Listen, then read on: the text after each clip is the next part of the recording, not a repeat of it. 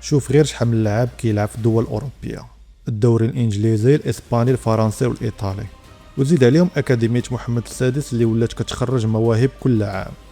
المغرب دابا عنده بنيه تحتيه، مواهب، تجربه، واهم شيء عقليه الانتصار، وهذا الشيء كيتعتبر اخطر سلاح.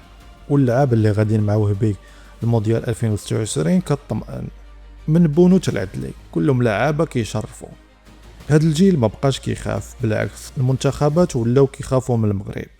ولكن مور هذا الحلم كاينه واحد القصه اللي كبيره، قصه الشعب كامل، حيت الكره في المغرب ما بقاش مجرد رياضه، الكره هي الامل، هي الفرجه، هي الحاجه الوحيده اللي كتجمع الملايين في نفس اللحظه.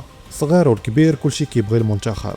وفاش المغرب كان كيربح في مونديال قطر، الناس خرجت كتبكي في الزنقه. علاش؟ حيت اول مره العالم العربي والافريقي يحس براسو قوي، والمغرب عطاهم واحد الامان باللي المستحيل ممكن. ودابا تخيل معايا السيناريو تعاود. هاد اللحظات هي اللي كتخلي كرة القدم اعظم لعبة في العالم. مونديال 2026 ماشي مجرد بطولة بالنسبة للمغرب، هاد المرة العالم كامل غادي يراقب الاسود. واش غادي يوصلوا النهاية؟ واش غادي يحققوا المعجزة؟